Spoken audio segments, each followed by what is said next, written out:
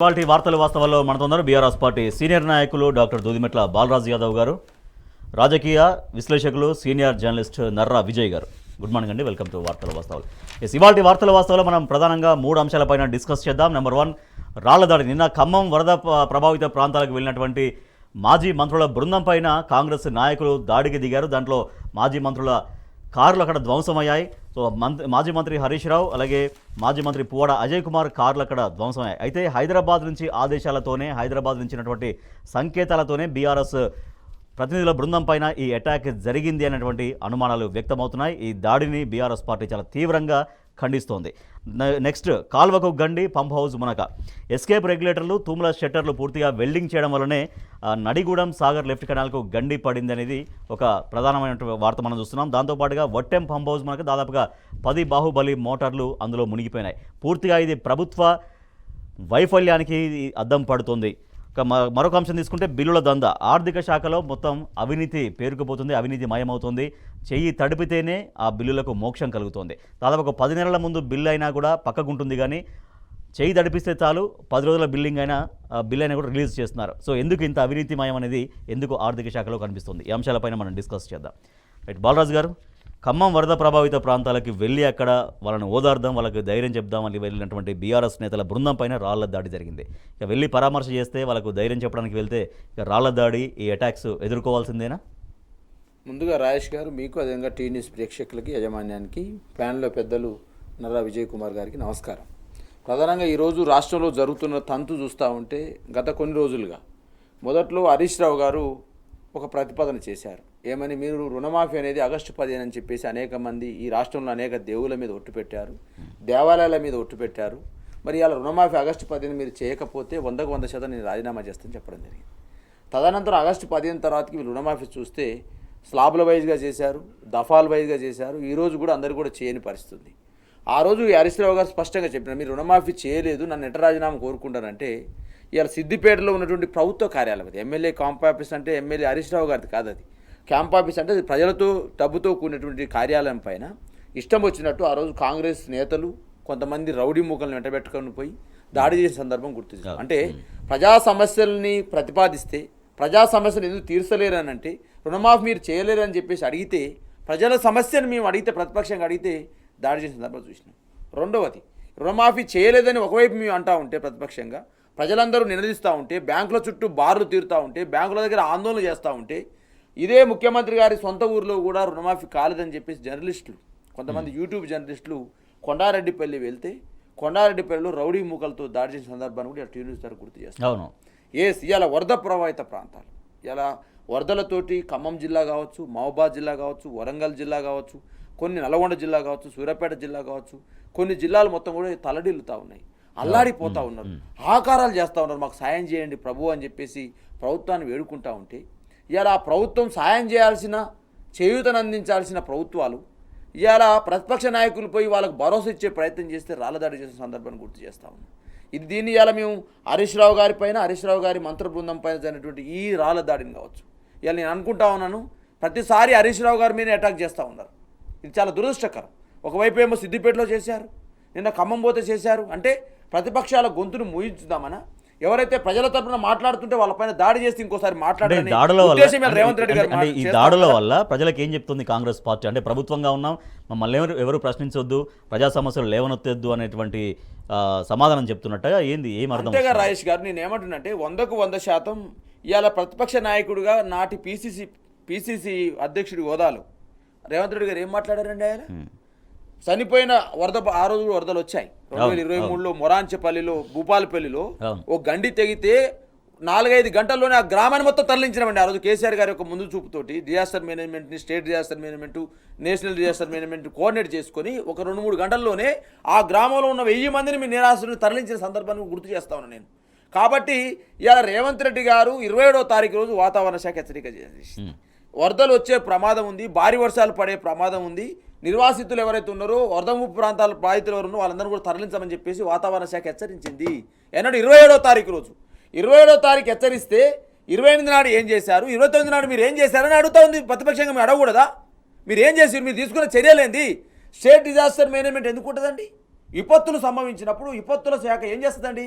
ముందస్తుగా చర్యలు తీసుకునే ఆస్కారం ఉంటుంది. అవును. ఒకవేళ స్టేట్ డిజాస్టర్ మేనేజ్మెంట్ ఒకవేళ మీ దగ్గర సరైన సదుపాయాలు లేకపోతే, మీ దగ్గర సంబంధించిన ఎక్విప్మెంట్ లేకపోతే నేషనల్ డిజాస్టర్ మేనేజ్మెంట్ రిక్వెస్ట్ చేస్తుంది. చేస్తారు. ఈ పని చేయాల్సింది ఎవరు? State disaster management. వీళ్ళు ఎందుకు విఫలమైన అంటే ముఖ్యమంత్రి గారు సమీక్ష లేకపోవడం, ముఖ్యమంత్రికి మంత్రుల మధ్యన సమన్వయం లేకపోవడం. ఇలా అన్ని రంగాల్లో అండి నేను చెప్తానండి. ఈ రుణమాఫీ ఎందుకు కాలేదండి? Right, okay. రుణమాఫీ గొప్ప చెప్పుకుంటే రుణమాఫీ ఎందుకు కాలేదు? మాట్లాడదాం. ఇలా హాస్టల్లో ఎలకలు ఎందుకు కొరుకుతామని విద్యార్థుల్ని, ఎందుకు ఈ హాస్పిటల్లో ఈ రకమైన సంభవించింది? డెంగ్యూ జ్వరాల పైన మీకు సమీక్ష లేదు, టైఫాయిడ్ జ్వరాల మీద సమీక్ష లేదు, రుణమాఫీ పైన సమీక్ష లేదు, మీ మంత్రుల మధ్యన సమన్వయం లేదు. ముఖ్యమంత్రి ఒకటి చెప్తే మంత్రి ఒకటి చేసే పరిస్థితి. ఇలా స్టేట్ సమీక్ష లేదు. ఈ సమీక్ష లేకపోవడం వల్ల జరుగుతా ఉన్నాయి. ఇలా నేను అడుగుతా ఉన్న దురదృష్టకరం రాజేష్ గారు, ఖమ్మంలో ఒక మహిళ సుమారు 8-9 గంటలు 4 పిల్లలతోటి ఇల్లు పైన ఉండి ఆకారాలు చేసింది. కాపాడండి కాపాడండి. 3 మంత్రులు ఈ ఖమ్మం జిల్లాకు ఎవరేం సాయం చేయని చెప్పి ఆకారాలు చేస్తే ఆమె ఫోన్ చేసి పడవలకు ఫోన్ చేసి వాళ్ళు కాపాడితే నిన్న పోయి మంత్రులు పోయి మేము కాపాడని చెప్పుకుంటున్నాం. సుభాన్ ఖాన్ నేను అంటున్నాను, ఈ రాష్ట్ర ప్రభుత్వానికి ఇంత యంత్రాంగం ఉంది, సుభాన్ ఖాన్కు ఉన్నటువంటి ధైర్యం లేదా మీకు? సుభాన్ ఖాన్ అనే వ్యక్తి జేసీబీ డ్రైవర్, ఆయన వికలాంగుడతను, అయినా కూడా పోయి వెళ్ళి 9 మందిని కాపాడు. 3 మంత్రుల ఖమ్మం జిల్లాకు మీరు ఏం చేశారని ప్రజలు అడగకూడదా? అడిగితే ప్రతిపక్ష పాత్ర పోయి హరీష్ రావు గారు పోతే దాడులు చేస్తారా? మీరు రాళ్ళు దాడి చేస్తారా? సంతోష్ రెడ్డి పైన అటాక్ చేస్తారా? మొన్న ముఖ్యమంత్రి స్వయంగా ప్రజలు నిలదీశారు ముఖ్యమంత్రిని. ఇప్పుడు వచ్చారా నిన్న మొన్న నుంచి ఏం చేశారనేది. రైట్ విజయ్ గారు, ఇటువంటి ప్రకృతి విపత్తి సమయంలో డెఫినెట్గా ప్రజలకు అండగా నిలవడం కోసం ప్రతిపక్షంగా ఎవరున్నా ఏ నాయకుడున్నా డెఫినెట్గా వెళ్తారు. ప్రజా సమస్యలను ఇంకా నేరుగా ప్రభుత్వం దృష్టికి తీసుకెళ్లడం కోసం, వాళ్ళకి సాయం అందడం కోసం ప్రయత్నం చేస్తారు. అట్లా వెళ్ళినటువంటి మాజీ మంత్రుల బృందం పైన కాంగ్రెస్ పార్టీగా కాంగ్రెస్ నాయకులు అటాక్ చేయడాన్ని, ఆ కార్ల అద్దాలు ధ్వంసం చేయడాన్ని అంటే ఏం మెసేజ్ ఇస్తున్నారు అనేది? అంటే ఈ ప్రకృతి వైపరీత్యాన్ని మేనేజ్ చేయలేక విఫలమైనటువంటి సందర్భంలో ఎవరైనా ప్రశ్నిస్తానికి పోతే, ఎవరైనా అడుగుతానికి పోతే అందులో నుంచి వచ్చినటువంటి ఒక ఆక్రోశము, ఒక ఆవేశము, వీళ్ళు దాడి, ఒక అరాచకమైనటువంటిది. మేము విఫలమైన అనే అంశం ఎక్కడ హైలైట్ అవుతుందో అనే దాంతో ఇలాంటి అంశాలు అరాచకం వైపు, దాడుల వైపు తీసుకెళ్ళిన డైవర్ట్ చేస్తే విషయం అంతా దాని మీద డిస్కషన్ జరుగుతుంది. అక్కడ జరిగిన వైఫల్యాన్ని ఎవరు వేలెత్తి చూపొద్దు అనే ఒక అంచనానే కనిపిస్తున్నది తప్ప నిజమైన ప్రభుత్వము పాలన ఉన్నట్లయితే ఈ రకంగా వివరించే వాళ్ళు కారు. అరే రాష్ట్రానికి ఒక మంత్రి ఏడుస్తాడండి, మేము వైఫల్యం చెందినవని ఏడిస్తే నువ్వు ప్రజలకు ఏ కాన్ఫిడెన్స్ ఇస్తావు? లోకల్ మంత్రిగా ఏం కాన్ఫిడెన్స్ ఇస్తావు? నీకు హెలికాప్టర్లు వస్తలేవని చెప్పడం ఏంది? నీ బడ్జెట్ దాదాపు 2,90,000 కోట్ల బడ్జెట్ పెడతారు. జిఎస్డిపి 14.5 లక్షల జిఎస్డిపి రాష్ట్రానికి ఉన్న కెపాసిటీ. ఒక్క హెలికాప్టర్ తెప్పించలేకపోయినటువంటి సిచ్యువేషను. అదే పక్క రాష్ట్రంలో హెలికాప్టర్లు, మిలిటరీ బోట్లన్నీ వస్తున్నాయి. తెలంగాణ నువ్వు 3 మంత్రులు ఉన్నారు, ఒక ప్రభుత్వం అంటారు. ఏంది పరిస్థితి? తెలంగాణకు ఒక అవమానకరమైనటువంటి సిచ్యువేషను. ఒక ప్రభుత్వం ఈ రకంగా వ్యవహరించడం అనేది, మేము ఒక మంత్రి వైఫల్యం చెందినాం, కాపాడలేకపోయినాం, ఏడుస్తున్నాం. ఏడుచుడు అంటే ఒక ప్రెస్ కాన్ఫరెన్స్లో మంత్రి ఏడుచుడు అంటే దయనీయమైనటువంటి రాష్ట్రం ఎంత సమర్థంగా నిర్వహణ చేస్తున్నారు, ఒక వ్యక్తులను కాపాడలేకటువంటి సిచ్యువేషను. ఇప్పుడు మీరు నేర్పింది ఇంకొకటి ఏంది? బూతులకు సంబంధించి రోజు సీఎం గారు అదే మాట్లాడుతుంటే ఇంటర్మీడియట్ అమ్మాయి కూడా బూతులు మాట్లాడే సిచ్యువేషన్కు వచ్చింది. ఎట్లా తీసుకుంటే నిన్న మొన్న కూడా ముఖ్యమంత్రి పర్యటించినటువంటి నిన్న మొన్న ఖమ్మము, తర్వాత మహబూబాద్ జిల్లా కూడా అక్కడ కూడా మళ్ళీ రాజకీయాలు మాట్లాడాలంటే గత ప్రభుత్వం చేసిన దానికే గత ప్రభుత్వానికి సంబంధించినటువంటి నిర్వహణ విఫలమైపోయినటువంటి అంశము, ఇష్యూని డైవర్ట్ చేసేటువంటి అంశము. నువ్వు పోయి 1,00,000 కోట్లు ఉన్నాయంటే మీరు అన్నారా? మీరు నిరూపించిర్రా? ఎక్కడైనా అయిందా? 2,000 కోట్లు మీరు ఇవ్వాలని మీరు ఇంకో ట్వీట్ చేశారు. కేటీఆర్ గారు ట్వీట్ చేశారు. కేటీఆర్ గారు ట్వీట్ చేసి అంత భయం ఎందుకు? దీని అర్థం కేటీఆర్ గారు ఎక్కడున్నా ప్రజల గురించి మాట్లాడితే మీరు భయపడిపోతున్నటువంటి అంశమే. ఆ భయంతో, ఆ ఫ్రస్ట్రేషన్ తోటి ఇక్కడ హరీష్ రావు గారు ఖమ్మం పోయి పరిశీలిస్తా అని, సేవా కార్యక్రమాలు చేస్తానని పోయి దాడులు చేయడం ఎందుకంటే ఈ రకమైన ప్రోత్సహిస్తున్నారు ఓ రకమైనటువంటి వాతావరణాన్ని. ఎందుకు ఇది అంతా ఏంటంటే స్కూల్, ఇది అంతా చంద్రబాబు స్కూల్కి సంబంధించినటువంటి అంశం. ఒక అరాచకమైనటువంటి ప్రశ్నిస్తే దీన్ని ఇష్యూస్ డైవర్ట్ చేయాలనే ఒక అరాచకమైనటువంటి ఆలోచనతోటి ఇక్కడ ఆ స్కూల్ ఆలోచనని తెలంగాణలో ఇంప్లిమెంటేషన్ ప్రభుత్వంలో ఉన్నటువంటి వాళ్ళు ఎంత బాధ్యతారాహిత్యంగా వ్యవహరిస్తున్నారంటే ఇది ఒక బాధ్యతారాహిత్యం, అరాచకం వైపు దారి తీయడం. కనీసం ఒక ప్రాణాలను కాపాడలేనటువంటి సిచ్యువేషన్లో ఈ ప్రభుత్వం ఉన్నదంటే పూర్తి వైఫల్యం. ఒక్క క్షణం కూడా వీళ్ళు పరిపాలించడానికి అర్హత ఉందని మాత్రం అనుకోవట్లేదు. రైట్ బాలరాజు, ఇవాళ ప్రభుత్వం బాధ్యత విస్మరించింది, ప్రభుత్వం అప్రమత్తం చేయడంలో విఫలమైందనేది ప్రధాన ప్రతిపక్షంగా లేదా ప్రజలుగా ఎవరైనా ప్రశ్నించవచ్చు.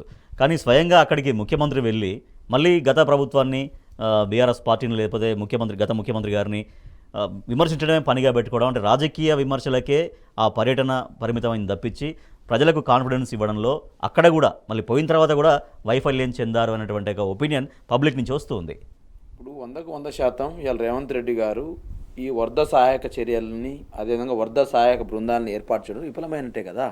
100% ఇవాళ ఖమ్మం జిల్లాలో ప్రజలు అంటా ఉన్నారు, అయ్యా 9 సీట్లు మీకు ఇచ్చాము, మీకు ఓట్లు వేసాము, 3 మంత్రులు ప్రభుత్వంలో ఉన్నారు, మరి ఒక హెలికాప్టర్ ఎందుకు తెప్పించుకునే పరిస్థితి అండి? మరి పక్క రాష్ట్ర ముఖ్యమంత్రి 6 హెలికాప్టర్లు 150 పడవలను తెప్పించుకున్నప్పుడు పక్క రాష్ట్ర ముఖ్యమంత్రి ఈ మంత్రి పక్క రాష్ట్ర ముఖ్యమంత్రి చేస్తారు తప్ప ఈ ముఖ్యమంత్రి ఫోన్ లేపని పరిస్థితి ఉన్నది. ఇవాళ ఇది దురదృష్టకరం, ఇది చాలా దురదృష్టకరం. అంటే ఇవాళ 100% రేవంత్ రెడ్డి గారి యొక్క మంత్రుల బృందం మధ్య సమన్వయం లేదు, శాఖలతోని సమీక్షలు లేవు. ఏ శాఖ ఉంది, ఏ శాఖ ఎట్లా పనిచేస్తూ ఉంది, ఏ శాఖలో పనితీరేని దాని మీద సమీక్ష లేదు అసలు. వీళ్ళకు ఎంతసేపు ఢిల్లీకి వెళ్ళడం, 20 సార్లు వెళ్ళారు ఢిల్లీకి, 8 నెలల్లో వీళ్ళు వెళ్ళిన 20 సార్లు వెళ్ళారు. ఇవాళ మొత్తం కూడా హైడ్రా పేరుతోటి ఇక్కడ ఒక డ్రామాని తెరదీసి ఇలా హర్యానా ఎలక్షన్ల కోసం, కాశ్మీర్ ఎలక్షన్ల కోసం, అదే ఢిల్లీ ఎలక్షన్ల కోసం, మహారాష్ట్ర ఎలక్షన్ల కోసం డబ్బులు సమీకరించే పనిలో ఉన్నారు తప్ప ఈ రాష్ట్రంలో వరదలు వస్తూ ఉన్నవి, ఆ వరద ప్రభావిత ప్రాంతాల్లో ప్రజలను ఎట్లా మేము కాపాడాలని ఆలోచన లేదు. వాళ్ళ కనీసం అన్నపానీయాలు ఇచ్చే పరిస్థితి లేదండి. ఇవాళ బురదతోటి కొట్లాడుతూ ఉన్నాయి ఖమ్మం జిల్లాలో. ఖమ్మం జిల్లా పరిస్థితి అయితే మున్నేరు వాగు వెంట ఉన్నటువంటి ఏ ఇంటిని చూసినా బురదతో వెంటాడుతూ ఉంది. ఇలా రైలు ట్రాక్లు తెగిపోయే పరిస్థితి, రోడ్డు తెగిపోయే పరిస్థితి, అనేక గ్రామాలు 5400 గ్రామాల్లో తాగునీటి వసతులు లేని పరిస్థితి. ఇవాళ ఒకవైపు వర్షం తగ్గింది, సుమారు 48 గంటలైంది వర్షం తగ్గి. వర్షం తగ్గిన తర్వాత మీరు చేపట్టిన చర్యలు ఏంటి చెప్పండి? ఇవాళ 2 రోజులు అక్కడ ఉన్నాడు, వచ్చి ఫుట్బాల్ మ్యాచ్ ఓపెనింగ్ చేస్తుండే. నేను ఏం చెప్పాలండి సీఎం గారు? ఫుట్బాల్ మ్యాచ్ ఓపెనింగ్ అవసరం ఇప్పుడు? ఇవాళ నిన్న జరిగినటువంటి ఫుట్బాల్ హైదరాబాద్కి వచ్చాడు, రాత్రి వచ్చి ఫుట్బాల్ మ్యాచ్ ఓపెనింగ్ చేశాడు. ఓ సినిమా చూడబోయినాడు. నిన్న 27వ తారీఖు నాడు వాతావరణ శాఖ హెచ్చరిస్తే 28వ తారీఖులో సినిమా చూడబోయినాడు సీఎం గారు. నేను ఏం చెప్పాలి, ఎన్ని వివరాలు పెడతాను. కానీ ఒక సీఎంకి ప్రజల పట్ల, ఈ ప్రజలు పడుతున్న బాధల పట్ల ఏముంది వీళ్ళకు? ఒకవైపు అన్ని రకాల ప్రజల బాధల్ని అడ్రస్ చేయడానికి వెళ్తే ప్రతిపక్ష నాయకులు కావచ్చు, లేకపోతే ఎవరైనా ప్రశ్నించే వాళ్ళపైన ఇటువంటి దాడుల సంస్కృతి కొనసాగితే ఇది ఎక్కడ ఆగాలి? నేనేం చెప్పి ఇప్పుడు ఇలా 100% మీరే చెప్పారు. కేటీఆర్ గారు ట్వీట్ చేశారండి, రాజేష్ గారు. కేటీఆర్ ఏమని ట్వీట్ చేశారు? వరద సహాయక ఏదైతే మీరు చేస్తూ ఉన్నారో ఆ సహాయ చర్యలను ఇంకా వేగవంతం చేయండి. అదేవిధంగా కొంతమంది నగేష్ అనే ఒక ఎస్ఐ కాపాడిన తీరుని ట్వీట్ చేశాడు. అదేవిధంగా ఆ అచ్చంపేటలో కొంతమంది చెంచులు ఆ గొర్రెల కాపల్ని కాపాడిన దాన్ని ట్వీట్ చేశారు. అదేవిధంగా అక్కడ ఉన్న సుభాన్ ఖాన్ విషయంలో ట్వీట్ చేశారు. ఆ మహిళ ఆర్తనాదాలు ట్వీట్ చేశారు. ప్రభుత్వం వేగవంతంగా చర్యలు చేపట్టమంటే కేటీఆర్ గారు అమెరికా పర్యటన వరదలు రాకముందే జరిగింది కదా, దాని మీద కూడా రేవంత్ రెడ్డి గారు విపరీతమైన వ్యాఖ్యలు చేస్తారు. తదనంతరం ఆ పార్టీ మాజీ మంత్రివర్యులు, సీనియర్ నాయకులు వాళ్ళు ఒక 5 మంత్రుల బృందాన్ని ఎంటబెట్టుకొని పోతే రాళ్ళదాడి చేస్తారు. ఇది న్యాయమా? మరి మీరే రమ్మని చెప్తున్నారు. ప్రతిపక్ష నాయకులుగా మీరు ఎక్కడున్నారని మీరే అడుగుతా ఉన్నారు. ప్రతిపక్ష నాయకులు, మాజీ మంత్రులు వెళ్ళి ఆ వరద బాధితులకు భరోసా ఇద్దామని పోతే మీరే రాళ్ల దాడి చేస్తారు. ఇవాళ కాంగ్రెస్ పార్టీ దాని వెనకాల కొంతమంది రౌడీ మూకల్ని చేర్చి ఇవాళ వీళ్ళు వస్తే ఎక్కడ మా బయటపడదని చెప్పేసి, ఎక్కడ ప్రజలకు వీళ్ళకి భరోసా ఇస్తారని చెప్పేసి, ఎక్కడ ప్రజలలో కాంగ్రెస్ పార్టీకి ఆ ప్రభుత్వానికి వ్యతిరేకత పెరుగుతుందనే ఆలోచనతోటి ఇలా కావాల్సుకొని ఇలా రాళ్ల దాడి చేస్తున్న సందర్భం చూస్తూ ఉన్నాం. ఒక సందర్భం అయితే చెప్తాను, ఇలా హత్యాయత్నం చేయడం కోసం ప్రయత్నం చేస్తూ ఉన్నారు. ఇలా 2 సందర్భాలు హరీష్ రావు గారి ఇంటి పైన కావచ్చు, అత్యాయత్నమే కదా. ఖమ్మం సిపికి కంప్లైంట్ చేసింది బీఆర్ఎస్ పార్టీ. 100% గతంలో రుణమాఫీ గురించి తుంగతుతులు జరిగితే మేము డీజీపీ గారికి కంప్లైంట్ చేశాం. సిద్దిపేట ఇష్యూ మీద కంప్లైంట్ చేశాం. ఈరోజు ఖమ్మంలో జరిగిన సంఘటన మీద కంప్లైంట్ చేశాం. ఇంతవరకు ఒక చర్య తీసుకున్నారా? అంతవరకు ఒక చర్య తీసుకున్నా డీజీపీ గారిని ఇలా టీవీ ద్వారా రిక్వెస్ట్ చేస్తా ఉన్నా, ఎందుకు మీరు చర్యలు తీసుకుంటలేరు? అంటే ఈ అరాచక పాలన, ఇది ప్రజాపాలన, అరాచక పాలన, ప్రజాపాలన. అదే పాయింట్ అనబోతున్నాను. ఇది ప్రజాపాలన అనే పేరు చెప్పి వచ్చి వాళ్ళ ప్రజాపాలన కాదు, ఒక ప్రతీకార పాలన సాగిస్తోంది కాంగ్రెస్ ప్రభుత్వం అనేది సామాన్య ప్రజల నుంచి కూడా వస్తున్నటువంటి ఒక రకమైన ఉద్వేగం, ఒక ఆవేదన.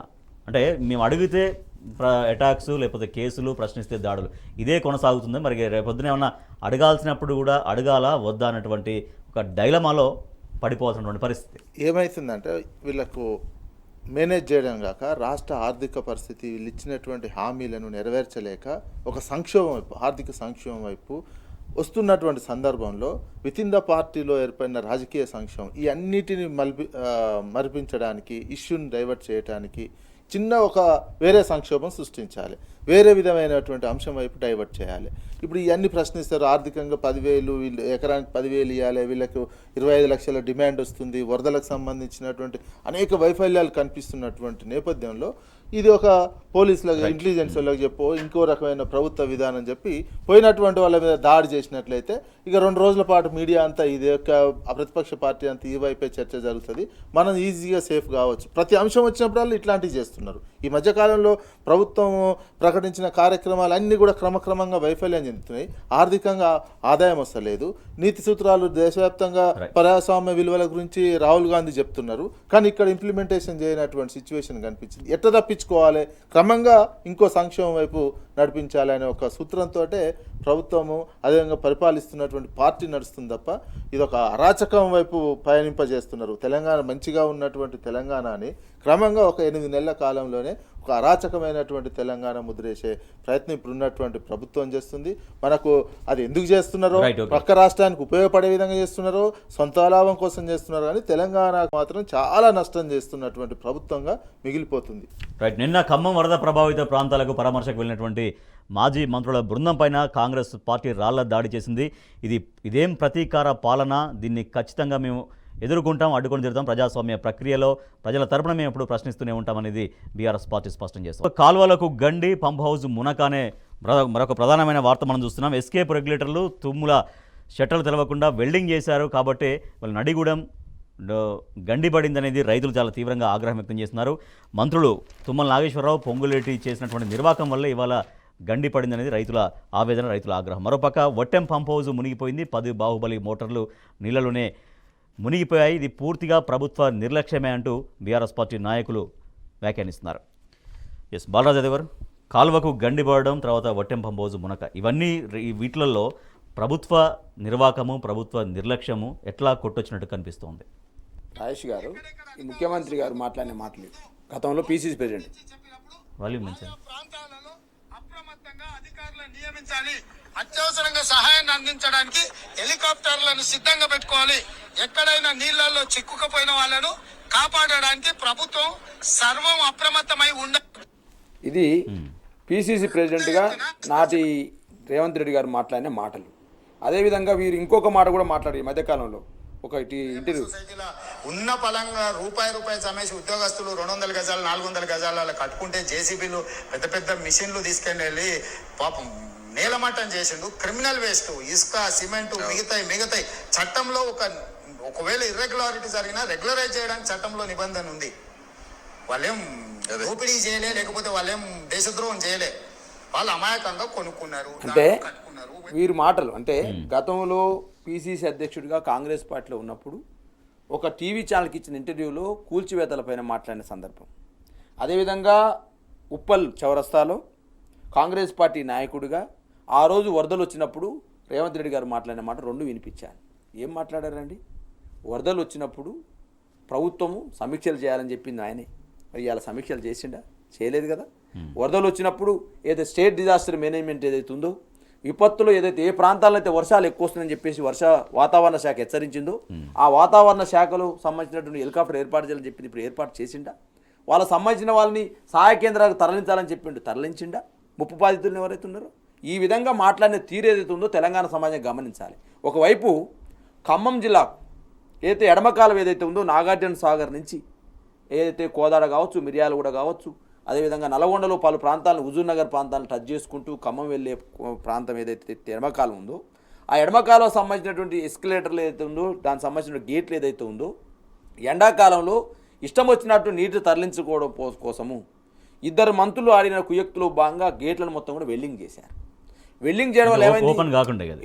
ఓపెన్ కాకుండా ఏమైంది? ఇప్పుడు మనం ఓపెన్ చేసుకుంటాం, ఛానల్స్ ఉంటుంది, ఆ ఛానల్స్లన్నీ వెల్డింగ్ ద్వారా మూసివేసినప్పుడు ఎప్పుడైనా ఎక్కువ వాటర్ వస్తుంది అనుకోండి, ఆ గేట్ తెరిస్తే ఏమైతే ఇంకో కాలువకి వెళ్ళిపోతాయి అవి. ఆ ప్రాంతంలో పొలాలకు ఉపయోగపడుతుంది. కానీ ఒకే వైపు తీసుకపోవాలని వాళ్ళు దురుద్దేశంతో ఏం చేశారు? అప్పుడు పొంగులేటి గారు, తుమ్మల నాగేశ్వరరావు ఇద్దరు కలిసి వాటికి మొత్తం కూడా వెల్డింగ్ చేసిన పరిస్థితి. ఇవాళ ఒకవేళ అక్కడ ఉన్నటువంటి ఇంజనీర్లు కావచ్చు, అక్కడ ఉన్న గేట్ మెన్లు కావచ్చు, అక్కడ ఉన్నటువంటి ఎవరైతే అధికారులు ఎవరైతే ఉన్నారో ఆ గేట్లను తెరుద్దామన్నా ఓపెన్ అయ్యే పరిస్థితి వెల్డింగ్ చేయడం వల్ల ఏమైంది? గేటు తెరవలేదు. గేటు తెరపడం ఏమైంది? కాలం నిండిపోయింది. నిండిపోవడం వల్ల ఏమైంది? నడిగూడెం దగ్గర గండిపడడం ఏమైంది, అనేక పంట పొలాలు నష్టపోయినాయి ఇవాళ. అంటే మంత్రుల యొక్క ఏదైతే ఈ దురుద్దేశం అంటారా దాన్ని, లేదా అతి ఉత్సాహం అంటారా, లేకపోతే దీన్ని మేము ఏం చేసినా నడుస్తుందని చెప్పేసి అనుకుంటారా, దీని యొక్క అతి ఉత్సాహం వల్ల ఇవాళ నడిగూడెం కోదాడ ప్రాంతాల్లో అనేక మంది పేద ప్రజలు నష్టపోయిన పరిస్థితి. దీనికి ఎవరు పరిహారం చెల్లిస్తారు? ఇది మానవ తప్పిదం, ఇది అంతే కదా, ఈ విధి కల్పించిన తప్పిదం కాదు. ఇది ఇవాళ వర్షం వల్ల నష్టం వచ్చి జరిగింది కాదు. మంత్రుల యొక్క చేతగాంతనం అంటారా, మంత్రుల యొక్క అహంకారం అంటారా, మేము ఏం చేసి నడుస్తాంటారా, ఇదండి వెల్డింగ్ చేసిన ఫోటోగ్రాఫ్స్. ఇది కాదా అన్యాయం? ఎవరు మాట్లాడాలి దీని మీద? ఇలా నల్గొండ జిల్లాలో మీరు చేసిన నిర్వాహకం వల్ల, మీరు చేసిన ఈ యొక్క తలుపులకు ఏదైతే గేట్లకు వెల్డింగ్ వల్ల ఇలా తలుపులు తెరుచుకోకపోవడం వల్ల గండిపడి ఇలా కోదాడ ప్రాంతంలో, హుజూర్నగర్ ప్రాంతంలో, మిర్యాలగూడ ప్రాంతంలో, నల్గొండ ప్రాంతంలో అనేక మంది పేదవాళ్ళు నష్టపోయినారు, అనేక పేదవాళ్ళ పంటలు నష్టపోయినాయి. దీనికి కారణం ఎవరు? ఇలా సమాధానం చెప్పాల్సిన పద్ధతి మీకు లేదా? ఒకవైపు ఈ పరిస్థితి దాపురించింది, ఒకవైపు సమీక్షలు లేవు, ఒకవైపు హెలికాప్టర్లు పంపే పరిస్థితి లేదు, ఒకవైపు ఆర్తనాదాలు చేస్తూ ఉంటే వాళ్ళకు ఆదుకునే పరిస్థితి లేదు. ఇవాళ ఏం చెప్పారు? గతంలో 25 లక్షలు సాయం చేయాలి అని ప్రభుత్వం డిమాండ్ చేసింది ఇదే రేవంత్ రెడ్డి గారు. ఇలా ముఖ్యమంత్రి అయినా 25 లక్షలు ఇచ్చినావా? ఎంత చేసావండి నువ్వు? 5 లక్షలు అని చెప్పావు. అదేవిధంగా గతంలో 50,000 సాయం చేయాలి పంట నష్టానికి అన్నావు, ఇలా 10,000 ఇచ్చావు. ఇలా ఇదేంది పద్ధతి? ఇలా మేము డిమాండ్ చేస్తా ఉన్నాం టీ న్యూస్ ద్వారా. మీరు ఏదైతే ముఖ్యమంత్రిగా హామీ ఏదైతే ఉందో, గతంలో పిసిసి అధ్యక్షుడిగా ఏదైతే నువ్వు హామీ ఇచ్చావో 25 చనిపోయిన కుటుంబాలకు 25 లక్షలు సాయం చేయాలని చెప్తా ఉన్నాం. అదేవిధంగా ఇల్లు కోల్పోయిన వాళ్ళకు 5 లక్షల రూపాయలు ఇవ్వాలని కోల్పుంటా ఉన్నాం, ఇల్లు కట్టేయాలని కోరుతా ఉన్నాం. అదేవిధంగా ఎవరైతే పంట నష్టం జరిగిందో 10,000 సరిపోదు, వాళ్ళు 50,000 అడుగుతా ఉన్నారు, 50,000 ఇవ్వాలని మేము కోరుతా ఉన్నాం. కాబట్టి ఇలా 100కు 100% కాంగ్రెస్ పార్టీ ప్రభుత్వం డిమాండ్ చేస్తా ఉన్నాం. బీఆర్ఎస్ పార్టీగా 100కు 100% పేదల గొంతుకైతము, ప్రజల గొంతుకైతము. ప్రజలు మాకు ప్రతిపక్ష ఎందుకు? ప్రజల గొంతుకు వినిపించడం కోసం. ఈ విధంగా మీ దాడులు చేస్తే ఊరుకోమని చెప్పి తెలియజేస్తారు. విజయ్ గారు, సాగర్ లెఫ్ట్ కెనాల్ గండిపడడానికి ప్రధాన కారణం అక్కడ వెల్డింగ్ చేయడం, దానికి ఆ వెల్డింగ్ చేసి అక్కడికి ఇక్కడ నీళ్ళు రాకుండా డైరెక్ట్గా నీళ్లు వాళ్ళకి కావాల్సిన ప్రాంతాలకు తరలించడంలో పొంగులేటి శ్రీనివాసరెడ్డి కావచ్చు, తర్వాత తుమ్మల నాగేశ్వర కావచ్చు, వీళ్ళ నిర్వాహకం వల్లే వాళ్ళ ప్రజలు, రైతులు చాలా ఇబ్బంది పడాల్సిన పరిస్థితి, గండి పడే సిచ్యువేషన్ అనేది వచ్చిందనేది రైతులు చాలా ఆగ్రహం వ్యక్తం చేస్తున్నారు. అదొకటి. తర్వాత ఒట్టెం పంప్ హౌస్, అక్కడ కూడా వస్తున్నటువంటి వరద నీటిని సరిగ్గా నిర్వహణ చేయలేక ఇవాళ ఆ మునక జరిగింది తప్పించి అదేదో భారీగా రావడం వల్ల జరిగింది కాదనేటువంటి కూడా ఒక విషయం అర్థమవుతుంది. కరెక్ట్. ఇది రెండు కూడా మంత్రులు, ప్రభుత్వ నిర్వహణ, మెయింటెనెన్స్ లేక చేసినటువంటి తప్పిదం. ఏదో ప్రకృతి వచ్చి చేసినటువంటి తప్పిదాలు కావు. ఇది సేవ్ చేసేటువంటి చిన్న చిన్న అంశాలు, జాగ్రత్తలు తీసుకున్నటువంటి అంశం. వాళ్ళు చేసిన ఎండాకాలంలో చేసినటువంటి ఎంత నల్గొండ అప్పుడు ఇంకా రెండు వైపు కూడా ఖమ్మం వాళ్ళ డామినేషన్ పెరిగింది. ఆ మంత్రులు ఆ రోజే వచ్చినాయి, ఆ రోజే పేపర్లలో వార్తలు ఇవన్నీ వచ్చినాయి. నల్గొండ జిల్లాకున్న మంత్రులు చేతగాని మంత్రుల నల్గొండ జిల్లా పంటలు ఎండబెట్టి ఖమ్మంకు తీసుకుపోయినటువంటి అంశము తుమ్మల నాగేశ్వరరావు అంత ఘోరంగా తీసుకుపోతుంటే నల్గొండ మంత్రులు ఏం చేస్తారు అనే విమర్శలు కూడా ఎదుర్కొన్నారు. ఒకవేళ విమర్శలు ఎదుర్కొన్నారు. మళ్ళీ ఆ తర్వాత దీనికి సమీక్ష చేసి అయినా వెల్డింగ్ చేసింది తీసేయించని ఏర్పాటు చేయాలి. వరదలు వస్తున్నటువంటి సమయంలో ఆ 3-4 రోజులలో వరదలు వచ్చినాయని వాతావరణ శాఖ హెచ్చరించిన తర్వాతనైనా ఇరిగేషన్ డిపార్ట్మెంట్ ఏం చేస్తున్నది, మంత్రులు ఏం చేస్తున్నారు, ఆడ ఉన్నటువంటి ఒకవేళ మా పార్టీ అనుకున్న ఆ నాయకులు ఏం చేస్తున్నారు, ఇట్లాంటి ఒక నిర్లక్ష్యం పూర్తి ఏంటంటే ఒక నిర్లక్ష్యంతో వ్యవహరించడం వల్ల ఏర్పడినటువంటి మొత్తం అప్పుడు పంటలేని నల్గొండ జిల్లా నష్టపోయింది, ఇప్పుడు గండిపడి నల్గొండ జిల్లానే నష్టపోయినటువంటి అంశం. ఇలా రాజకీయ ఆధిపత్యం కోసము డ్రింకింగ్ వాటర్ పేరుతో మొత్తం తీసుకుపోయినారు. తుమ్మల నాగేశ్వరరావు మాకు డ్రింకింగ్ వాటర్ కావాలి, ఇంకా పాలేరు గండికి కూడా దానికి కూడా గండి కొట్టినటువంటిది అప్పుడు ఎండాకాలం సమయంలో నీళ్ళ కోసం. ఈ రకంగా చేస్తున్నటువంటి సందర్భంలో కూడా వీళ్ళు చూసి చూడనట్టున్నారు. ఆ ఫలితమే ఇప్పుడు వరద లేదు, పెద్ద వానలు వచ్చినాయి, అయిపోయినాయి, అంత అయిపోయింది. వీళ్ళు కనీసం ఆ 2 చెరువులను నిండినటువంటి సందర్భంలో నీళ్లను విడుదల చేసేటువంటి సమయంలో కూడా సరైనటువంటి నిర్వహణ లేక, సరైన సమయంలో వ్యవహరించక ఒట్టం బాహుబలి మోటార్లన్నీ మునిగిపోయినటువంటి సిచ్యువేషన్. అంటే ఎంత నిర్లక్ష్యం అసలు! ఇంత చిన్న అంశాల పట్ల ఇంత వరదలు వస్తుంటే ఒకసారి ఇరిగేషన్ ఎక్కడెక్కడ ఈఎన్సీలు ఏం చేస్తున్నారు, ఈఎన్సీలను అదుపు చేసేటువంటి మంత్రి ఏం చేస్తున్నారు, మంత్రివర్గంలో ఉన్న ముఖ్యమంత్రి ఏం చేస్తున్నారు. ముఖ్యమంత్రి గారు అన్నారు నేను అందరినీ సామాన్యంగా గుంపు మేస్త్రిలాగా వ్యవహరిస్తా అన్నటువంటి సందర్భంలో మరి అంత చిన్న చూపు చూసుకున్న ఒక పోస్టుని అంత చిన్న చూపు చూసుకుంటే ఎంత పెద్ద నిర్వాహకమైనటువంటి ఫలితం వచ్చింది. ఇది మొత్తం ఒక ప్రభుత్వ వైఫల్యమే. ఈ వరదల నిర్వహణలో ఒకవైపు ఖమ్మంలో ప్రజలను కాపాడడంలో వైఫల్యము, అవును. ఇట్లాంటి ఈ నిర్వహణ గండ్లు పడడము, మునిగిపోవడము, చెరువుల మేనేజ్ చేయలేకపోవడము, ఇది ఎంత నిర్లక్ష్యం? ఇది మానవ తప్పిదం, హ్యూమన్ ఎర్రర్, ఇది ప్రకృతి ఎర్రర్ కాదు కదా. వీళ్ళు చేసినటువంటి నిర్లక్ష్యం వల్లనే కదా మంత్రివారు ఉన్నటువంటి ప్రభుత్వం యొక్క నిర్లక్ష్యము, ప్రభుత్వం వేరే దాని మీద కాన్సన్ట్రేషన్ పెట్టి ఎంతసేపటికి ఏ రకంగా సొంత ఆదాయమో ఇంకా ఏదో వస్తున్నటువంటి దాన్ని సరైన మేనేజ్ చేయలేక వైఫల్యం చెందినటువంటి ప్రభుత్వంగానే మిగిలిపోతుంది. చిన్న ఇదే ఒక జిల్లాలోనే పెద్ద అంతటా ఒకేసారి వరదలు పడి ఉన్నటువంటిది కూడా కాదు, చిన్న చిన్న ఇది మేనేజ్ చేసేటువంటి శక్తి సామర్థ్యాలు ఉన్న ఇంత పెద్ద రాష్ట్రానికి అంత అవకాశం ఉంది మేనేజ్ చేసి నిర్వహణ తప్పించుకునే, కానీ అది కూడా చేయలేనటువంటి పరిస్థితుల్లోకి ప్రభుత్వం వెళ్ళింది. రైట్ బాలు గారు, ఎంత ప్రకృతి వైపరీత్యం అయినా కూడా జస్ట్ మానవ తప్పిదం లేకపోతే, మానవ తప్పిదం జరగకపోతే కరెక్ట్గా ఎఫర్ట్స్ పెడితే సరే కొంతమంది దాన్ని నష్టం అనేది నివారించగలరు. అంటే ఇప్పుడు ఒక వట్టెం పంప్ హౌస్ లాంటి దాంట్లోకి నీళ్లు పోనీయకుండా ఆపొచ్చు, లేదంటే ప్రజల్ని ముందే అప్రమత్తం చేసి, ఇప్పుడు ఖమ్మం లాంటి ప్రాంతాల్లో అయితే, మహబూబాద్ లాంటి ప్రాంతాల్లో అయితే ముందే ప్రజలను అప్రమత్తం చేసి వాళ్ళకి కావాల్సినటువంటి ఏర్పాట్లు చేయడమా, వాళ్ళు అక్కడి నుంచి తరలించడమా, ఇవన్నీ చేయొచ్చు. సో ముమ్మాటికి ఇది వైఫల్యం, మానవ తప్పిదం అనేది క్లియర్గా ఎట్లా కనిపిస్తుంది? మునుచూపు లేకపోవడం, ప్రభుత్వ అధికారుల మధ్యన, ప్రభుత్వ అధినేతల మధ్యన సమన్వయం లేకపోవడం, ముఖ్యమంత్రికి మంత్రికి మధ్యన సమన్వయం లేకపోవడం, నిరంతరాయంగా రాష్ట్రంలో అసలు ఏం జరుగుతూ ఉంది, రాష్ట్రంలో ఏం చేయాలనే ఆలోచన విధానం లేకపోవడం వల్ల ఈ సంఘటన జరుగుతూ ఉన్నాయి. ఇలా సుంకుశాల సంబంధించిన రిటర్నింగ్ ఎట్లా కూలిపోద్దండి? అదృష్టవశాత్తు అది నైట్ ఉదయం పూట జరిగింది, ఏదైతే కార్మికులు షిఫ్ట్ మారుతున్నప్పుడు జరిగిన సంఘటన, లేకపోతే అనేక వందలాది మంది ప్రాణాలు కోల్పోయే పరిస్థితి. ఇలా ఒట్టెంలో ఏదైతే ఉందో ఈ రిజర్వ్ ఏదైతే పంప్ హౌస్ మునిగిందో ఇప్పుడు కూడా నైట్ పూట జరగడం వల్ల జరిగిన సంఘటన, లేకపోతే అనేక మంది ప్రాణాలు కోల్పోయే పరిస్థితి. దీని అంతటికీ కారణం ఏంటంటే ప్రభుత్వానికి ఇంకొక వేరే ఇంట్రెస్ట్ ఉంది, ప్రజల ఇంట్రెస్ట్ కాకుండా వేరే ఇంట్రెస్ట్ ఉంది. ఆ వేరే ఇంట్రెస్ట్ ఏంటంటే డబ్బు సంపాదన మరిగినారు, కాంట్రాక్టులకు మరిగినారు, వాళ్ళ కాంట్రాక్ట్ బిల్లులు ఇప్పించుకునే ప్రయత్నం చేస్తూ ఉన్నారు తప్ప ఇలా రాష్ట్రంలో జరుగుతున్నటువంటి హాస్టళ్ల పరిస్థితి ఏంటి, రుణమాఫీ పరిస్థితి ఏంటి, రైతుల పరిస్థితి ఏంటి, అదేవిధంగా ఇవాళ వైద్య సదుపాయాల పరిస్థితి ఏంటి, వరదల పరిస్థితి ఏంటి, రైతాంగానికి మనం ఏమి ఇవ్వాలి అనేటువంటి సమీక్ష అనేవి లేవు కదా. ఈ సమీక్షలు అనేవి ముందస్తు సమీక్ష లేకపోవడం వల్ల, ఈ యొక్క మంత్రులకు వారి యొక్క ఇంట్రెస్ట్ వేరే డిఫరెంట్గా ఉండడం వల్ల ఇవన్నీ జరుగుతూ ఉన్నవి. కాబట్టి 100% ఈ ప్రభుత్వానికి ప్రజల మీద ఇంట్రెస్ట్ కంటే వాళ్ళ యొక్క సొంత ఆస్తులు కూడబెట్టుకోవడంలో, వాళ్ళ యొక్క సొంత సంబంధించినటువంటి వాటి ఎక్కువ ఇంట్రెస్ట్ ఉంది. దానిలో భాగంగానే ఆర్థిక శాఖలో ఒక బిల్లుల దందా అనేది కూడా మనం చూస్తాం. ఆర్థిక శాఖలో అవినీతి రాజ్యమేలుతోంది, చెయ్యి తడిపితేనే బిల్లులకు మోక్షం. అది గత 10 నెలల ముందు బిల్ అయినా ఆపుతున్నారు, కానీ 10 రోజుల ముందు బిల్ అయినా కూడా చెయ్యి తడిపేస్తే చాలు ఆ బిల్లులు రిలీజ్ అవుతున్నాయి. సో ఇది చాలా ఓపెన్గా, చాలా బహిరంగంగా జరుగుతున్నటువంటి దందా ఇది ఆర్థిక శాఖలో. ఎస్ బాలరాజు గారు, ఈ అవినీతి మయం, ప్రతి శాఖ కూడా అవినీతిమయంగా మారుతున్నటువంటి ఈ క్రమం చూస్తుంటే ఏమనిపిస్తుంది? మొత్తం సర్వం అవినీతిమయంకు దారి తీస్తున్నట్టుగా కనపడుతుందా ఆర్థిక శాఖలో జరుగుతున్నటువంటి అవినీతి చూస్తూ ఉంటే? ఇవాళ స్పష్టంగా ఇలా పత్రికలు రాస్తూ ఉన్నాయి, సోషల్ మీడియాలో కనపడతా ఉంది. ఇలా ఈ వాస్తవాన్ని ఇంకా ఈ మొద్దు ప్రభుత్వం ఇంకా నిద్ర మేలుకోకపోతే నేనేం చేయలేము. ఇలా ఉపాధ్యాయులండి, వాళ్ళు ఈ రాష్ట్రంలో ఉన్నటువంటి పౌరులకు దిశానిర్దేశం చేయాల్సినటువంటి ఒక దేవాలయాలు, దేవాలయాలు అంటూ, ఆ దేవాలయాల్లో గురువులే దేవుళ్ళు.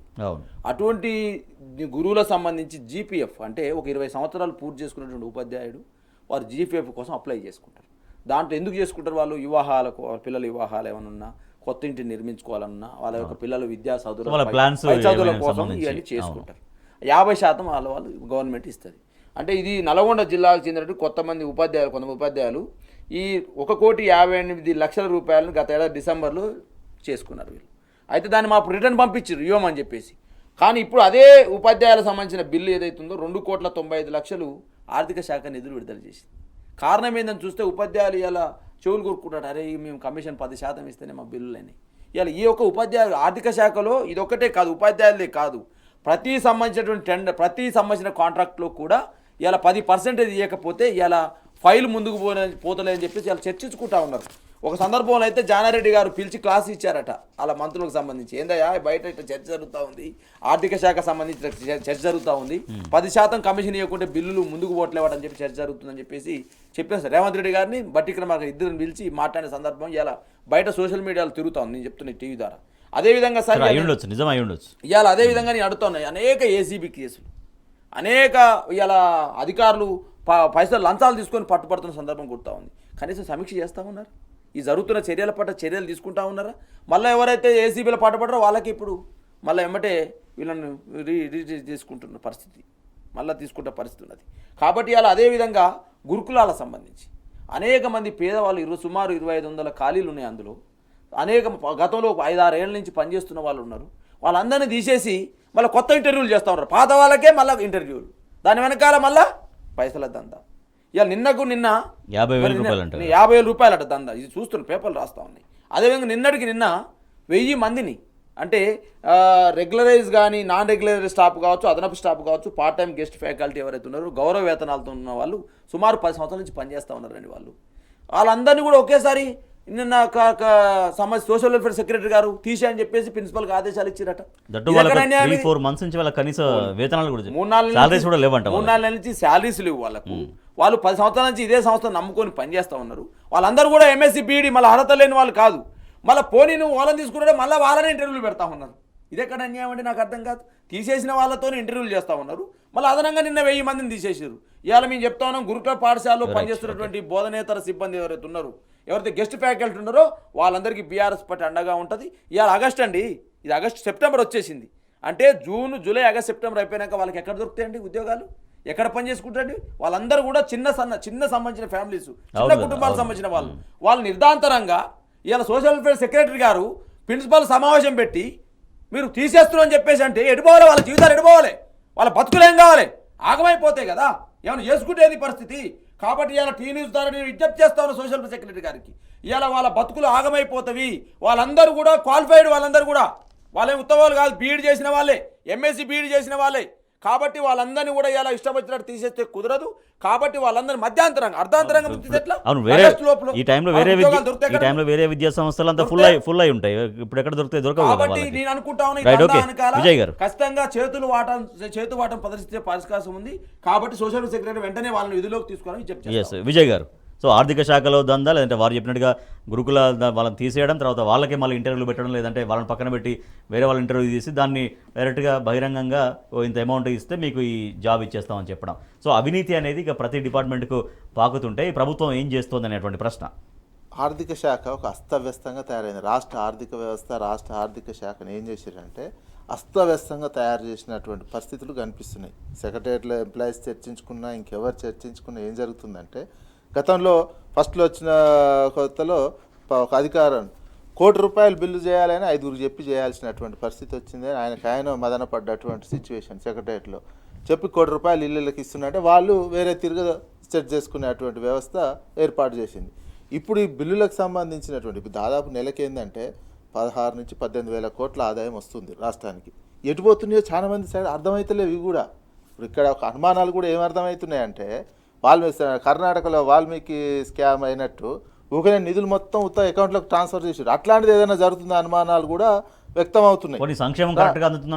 అది లేదు, జీతాలు సరిగ్గా అందుతున్నాయంటే అందట్లేవు. కొంతమందికి కాంట్రాక్ట్ బిల్లులు ఇస్తుర్రా అంటే ఇస్తలేరు, ఏమైనా ఇస్తుర్రా అంటే కొంచెం దందా చేసుకున్నటువంటి వాళ్ళకు కొంచెం కమిషన్. ఆ చర్చ అయితే జరుగుతుంది. మొత్తం మీద ఒక అనుమానం, అరే ఇంత 16,000 కోట్లు 17,000 కోట్లు నెలకు వస్తున్నాయి, ఎటుపోతున్నాయి, ఏంది ఇది అంటే త్వరలో బయటపడే అవకాశం కూడా ఉంటుంది. దీనికి సంబంధించినటువంటి వ్యవస్థ అంతా ఒక అస్తవ్యస్తంగా తయారైనటువంటి విధానం కనిపిస్తుంది. ఈ మధ్య ఈ రకమైనటువంటి ఆర్థిక శాఖకు సంబంధించిన బడ్జెట్ ఇంత పెట్టినాం, ప్లస్ ఈ రోజు కూడా నీకేంది కనీసం హెలికాప్టర్లు తెప్పించుకోలేనటువంటి సిచ్యువేషన్లకు వేరుగా వరద సాయానికి సంబంధించి వాళ్ళ వరద సాయం ఇంత వస్తుంటే 25 లక్షలు ఎందుకు ఇవ్వలేకపోతున్నారు అంటే వీళ్ళు ఆర్థిక శాఖకు వస్తున్నటువంటిది ఏదో మొత్తం మీదనైతే జరుగుతుంది. సెక్రటేరియట్లో చర్చ అయితే జరుగుతుంది. దీనికి సంబంధించినటువంటి అరే ఏంది ఇంత ఉన్నాయి మాకు ఒక్కొక్క బిల్లులు. కొంతమంది ఎంప్లాయీస్ కూడా మాకు మెడికల్ బిల్లులు వస్తలేవని కొందరు అంటుంటారు, కొందరు టీచర్లు వస్తలేవని, కొందరు ఆశా వర్కర్లు జీతాలు రావట్లేదని ధర్నాలు ఇస్తున్నారు. మరి కొంత ఫస్ట్కే జీతాలు ఇస్తున్నామని కొన్ని చెప్తున్నారు. ఏంది కొందరేమో బిల్లులే వస్తలేవని కాంట్రాక్టర్లు ధర్నా, సర్పంచులు ధర్నా చేసేటువంటి సిచ్యువేషన్. కొందరికేమో వేరే తీరుగా మొత్తం పోతున్నాయి. మీరు ఏం చేశారు? ఒకవేళ రైతు రుణమాఫీకి ఇచ్చిర్రా అనుకుంటే అందరికీ రాలేనటువంటి అని ఒక అనుమానం, ఆర్థిక శాఖకు సంబంధించినటువంటి ఒక అనుమానము ఆఫీసర్లలో మొత్తం సెక్రటేరియట్లో చర్చ అయితే జరుగుతుంది.